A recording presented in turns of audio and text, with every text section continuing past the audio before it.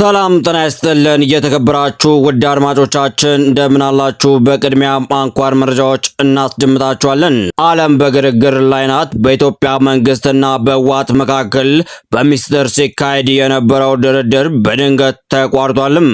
በሌላ በኩል በአገሪቱ የነዳጅ እጥረት ክፉኛ በመርታቱ የመንግስት ሰራተኞች በግድ እረፍት እንዲወጡ ታዘዋልም። ከድንበር ባሻገር ደግሞ በመካከለኛው ምስራቅ ወደማይመለስበት ጦርነት እየገባች ነው። ኢራን የሚሳኤል ከተሞች ተከፍተዋል። የአሜሪካ ጦር መርከቦችም ባህረ ሰላጤውን አጥለቅልቀውታልም። ይህ ሁሉ ግርግር ለኢትዮጵያ አዲስ የወደብ እድል ይፈጥርላት ይሆን ወይስ የባሰ ስጋት? እስከ መጨረሻው አብራችሁን ቆዩም። በቅድሚያም ቪዲዮ ላይክ፣ ሰብስክራይብ በማድረግ ይጀምሩትም። ታማኝ ምንጮች እንደገለጹት በፌዴራል መንግስትና በህወሓት መካከል በአውሮፓ ዲፕሎማቶች አጋዥነት ሲካሄድ የቆየው ሚስጥራዊ ድርድር በአሁኑ ወቅት ቆሟልም። ድርድሩ ወደፊት ለፊት ንግግር ለመሸጋገር ጥቂት እርምጃዎች ቀርተውት የነበረ ቢሆንም በህወሓት አመራሮች መካከል የተፈጠረው የከረረ የሀሳብ ክፍፍል ሂደቱን አጣብቂኝ ውስጥ ከቶታልም። ይህ መቋረጥ በሰሜኑ የሀገሪቱ ክፍል ዘላቂ ሰላም ለማምጣት የሚደረገውን ጥረት ዳግም ጥያቄ ውስጥ ጥሎታልም። በሀገር ውስጥና ሌላው አነጋጋሪ ዜና የነዳጅ እጥረት ነው። መንግስት የትራንስፖርት ጫናውን ለመቀነስ ሲል መሰረታዊ ባልሆኑ የስራ ዘርፎች ላይ ያሉ ሰራተኞች የዓመት እረፍታቸውን እንዲጠቀሙ መመሪያ አስተላልፏልም። ያልተለመደ ውሳኔ የችግሩን ጥልቀት የሚያሳይ ሲሆን በከተሞች የሚታየው የነዳጅ ሰልፍም አሁንም እንደቀጠለም ይገኛልም። ወደ መካከለኛው ምስራቅ ስናምራ ሁኔታዎች ከቁጥጥር ውጪ እየሆኑ ይመስላልም። የኢራን ስውር የሚሳኤል ከተሞች ዝግጁ መሆናቸው ሲነገር የኩዌት አየር ማረፊያ በድሮን ተመቷልም። አሜሪካ በኢራን ላይ ለሳምንታት የሚቆይ የምድር ዘመቻ ለመክፈት ያሰበች መሆኑን ዋሽንግተን ፖስት ዘግቧልም። የየመኑ ሁቲዎችም ከአንድ ወር ዝምታ በኋላ በእስራኤል ላይ ጥቃት መጀመራቸው በቀይ ባህር ላይ ያለውን ስጋት ከፍ አድርጎታልም። ይህ በቀይ ባህር አካባቢ የተደቀነው ስጋት ግን ለኢትዮጵያ አዲስ የጂኦፖለቲካዊ እድል ሊከፍት ይችላል የሚሉ ተንታኞችም አሉም። ግጭቱ በጅቡቲና በርበራ ላይ ጫና ሲፈጥር ኢትዮጵያ አማራጭ መንገዶችን ለማየት ትገደላለች። እናንተስ ምን ትላላችሁ? የአሜሪካና የኢራን ጦርነት በግታ እኛን ይነካን? አስተያየታችሁን በኮመንትም አጋሩም። ወደ ጥልቅ ዝርዝርም እናልፋለንም። ወደ ዝርዝር መረጃዎችም ገብተናል።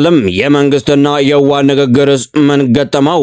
እንደነ ዶክተር ደብረጽዮን ገብረሚካኤል ያሉ ሲቪል አመራሮችና የጀነራል ታደሰ ወረደ ቡድን ድርድሩን ቢቀበሉትም በጌታቸው አሰፋ የሚመራውና የጦር ጀነራሎች ታቀፈው አስደንጋጭ ቡድን ግን ድርድሩ መቃወም ተናግሯልም። የቡድን ከሻዕቢያ ጋር የተጀመረው ቅንጅት ይቀጥል የሚል አቋም በመያዙ በሚስጥር የተያዘው ንግግር የመክሸፉ አደጋ ተጋርጦበታልም። እንዲሁም ውስን የሆነውን የነዳጅ ክምችት በአግባቡ ለመጠቀምና እንደ ቢሾፍቱ ዓለም አቀፍ አውሮፕላን ማረፊያ ላሉ ግዙፍ አገራዊ ፕሮጀክቶች ቅድሚያ ለመስጠት ታስቦ የተወሰነው ተብሏልም።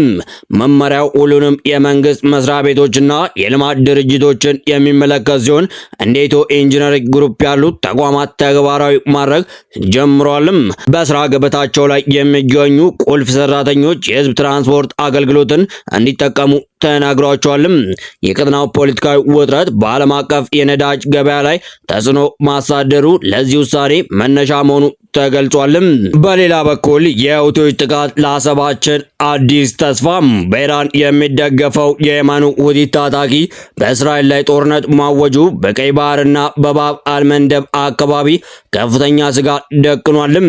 ይህ ግጭት በጅቡቲና በርበራ ወደቦች ላይ ጥቃት ሊያስከትል እንደሚችል የሚገመት ሲሆን ለኢትዮጵያ ግን አዲስ የጂኦፖለቲካዊ እድል ሊፈጥር እንደሚችል እየተነገረ ይገኛልም። አሜሪካና አጋሮቿ የሁቲን ታጣቂ ለመመከት አስተማማኝ የምድር ኃይል ፍለጋ ላይ በሚያተኩሩበት በዚህ ወቅት ግዙፍ ጦር ያላት ኢትዮጵያ ዋነኛ ስትራቴጂካዊ አጋር ልትሆን ትችላለችም። ይህ አጋጣሚ ኢትዮጵያ በቀጠናው ለምትሰጠው ወታደራዊ ድጋፍ በምላሹ አሰብ የጸና ኢትዮጵያዊ ሉዓላዊ ግዛት ሆና እንድትቀጥል የሚጠይቅ ልዩ ስምምነት ለማድረግ ምቹ ሁኔታን ይፈጥራል ተብሏልም። በተያያዘም በመካከለኛው ምስራቅ የኢራን ወዳጅ ከሆኑ ቡድኖች መካከል አንዱ የሆነውና ድንበሮችን አቋርጦ እስራኤል መድረስ የሚችሉ መሳሪያዎችን የታጠቀው የየመኑ ሁቲ ለአንድ ወር ድምፁን አጥፍቶ ቆይቶ በእስራኤል ላይ ጥቃት መፈጸም ጀምሯልም። ሁቲዎች ከ2 ዓመት በፊት እስራኤል በሐማስ ላይ ጦርነት እያካሄደች በነበረበት ጊዜ ለሐማስ ያለውን አጋርነት በእስራኤል ላይ የድሮንና የሚሳኤል ጥቃቶች በተደጋጋሚ ከፈጸሙ በተጨማሪ በቀይ ባህር በኩል የሚተላለፉ መርከቦች ላይ ጥቃት ከፍቶ ነበርም። በወቅቱ የአሜሪካና የእስራኤል እንዲሁም የሌሎችም ምዕራባውያን መርከቦች ኢላማ አድርጎ ጉዳት ከማድረጉ በተጨማሪ በጥቃቱ የተሰጠው መርከቦች አሉም። ሁቲዎች በቀይ ባህር በኩል በሚያልፉ መርከቦች ላይ በሚፈጽሙት ጥቃት ምክንያት የንግድ መርከቦች እንቅስቃሴ በመስተጓጎሉ የባህር ትራንስፖርት ጉዞ በሌላ አቅጣጫ እንዲሆን በማስገደድ ወጪን ከመጨመሩ ባሻገር የሸቀጦችን እንቅስቃሴ አደናቅፎ ነበርም። አሁንም ሁቲዎች ኢራንን በመደገፍ በመርከቦች ላይ ጥቃት የሚፈጽሙ ከሆነ በኢራን በተዘጋው የሆርሙዝ ወሽመጥ ምክንያት የተፈጠረውን ዓለም አቀፍ ቀውስ የበለጠ ያወሳስቧልም። እንዲሁም የኢራን የሚሳኤል ከተሞችና የማይደፈረው ወታደራዊ ጡንቻም በመካከለኛ ምስራቅ ያለው ውጥረት እየናረ በመጣበት በዚህ ወቅት ኢራን ከመሬት በታች የተገነቡ ስውር የሚሳኤል ከተሞች የዓለምን ትኩረት ስቧልም። በተራራማ ሰንጠቆችና በጥልቀት ውስጥ የተገነቡት እነዚህ ምሽጎች ከማንኛውም የአየር ጥቃት የተጠበቁ መሆናቸው ስጋቱን እጥፍ አድርጎታልም። ቁልፍ ስጋቶችና ስትራቴጂካዊ አቅሞች እስከ 2000 ኪሎ ሜትር ርቀት መምታት የሚችሉት እንደ ሻብ 3 ያሉ ሚሳኤሎች እስራኤልና አሜሪካ ጦር ሰፈሮችም በቀጥታ ኢላማ ውስጥ ያስገባሉ። በቅርቡ ይፋ የሆነው ፈታ ሚሳኤል ከድምፅ ፍጥነት በላይ የሚጓዝ በመሆኑ ዘመናዊ የአየር መከላከያ ስርዓቶች ሊያቆሙት እንደማይችሉ ይገመታል። ሚሳኤሎችን ከረቂቅ ድሮኖች ጋር በማቀናጀት የመከላከል አቅምን የማጨናነቅ ከፍተኛ ብቃት አላትም። ኢራን እስካሁን በነበሩ ግጭቶች የተጠቀመችው ክምችቷ በእጅግ ጥቂቱን ብቻ ነው። እውነተኛ አቅሟ ገና አልተነካም። ወታደራዊ ተንታኞችም ምዕራቢያ ማዕቀብ ቢጥሉም ኢራን በራሷ ቴክኖሎጂ የምታከናውነው የጦር መሳሪያ ግንባታ የቀጠናውን የኃይል ሚዛን እየቀየረው ይገኛልም። በተያያዘም ኢራን የኩዌትን አውሮፕላን ማረፊያ በሮ መታለችም። የአሜሪካ ተዋጊ ጄቶችም ተመተዋል።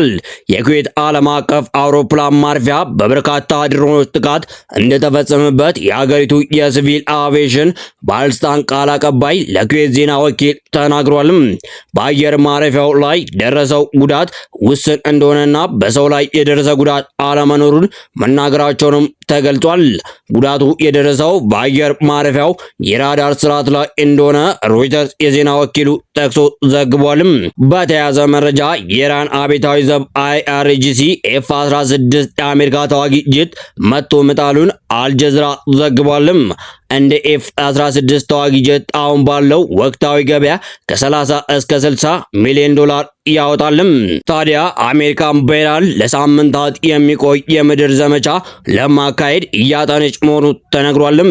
የአሜሪካው መከላከያ ሰራዊት በኢራን ልዩ ኃይልና መደበኛ ወታደሮችን በማሳተፍ ለሳምንታት ሊቆይ የሚችል የምድር ወታደራዊ ዘመቻ ለማካሄድ እየተዘጋጀ መሆኑን ዋሽንግተን ፖስት ዘግቧልም።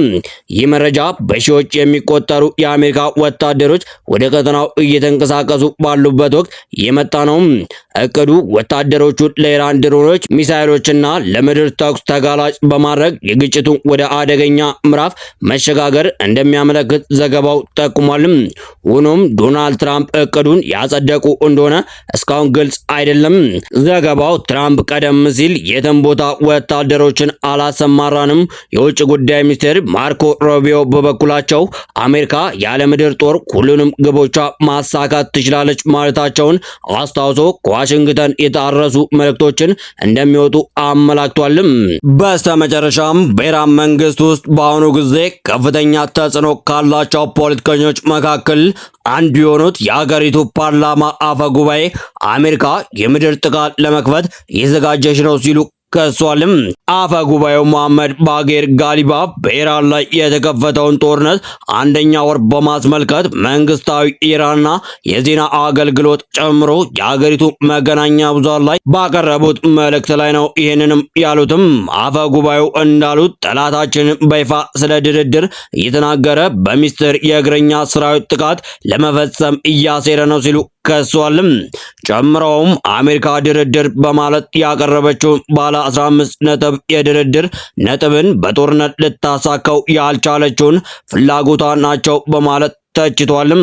አፈ ጉባኤው ጋሊባፍ በእግረኛ ወታደሮች የምድር ላይ ጥቃት የሚከፈት ከሆነ የኢራን ኃይሎች የአሜሪካ ወታደሮች መሬታችንን ሲረግጡ እሳት ሊዘንብባቸው እየጠየቁ ነው ብለዋልም። ትራምፕ በተደጋጋሚ ያቀረቡትን የኢራን እጅ መስጠት በተመለከተ አፈ ጉባኤው በአረበኛ ቋንቋ የሀገራቸው ምላሽ ግልጽ ነው በማለት ውርደትን እንደማይቀበሉ ገልጸዋልም። የተረጋገጡ መረጃዎች እንዲደርሳችሁ ሰብስክራይብ፣ ላይክ እንድታደርጉ በአክብሮት እንጠይቃለን። መልካም ጊዜ እንዲሆንላችሁም እንመኛለን።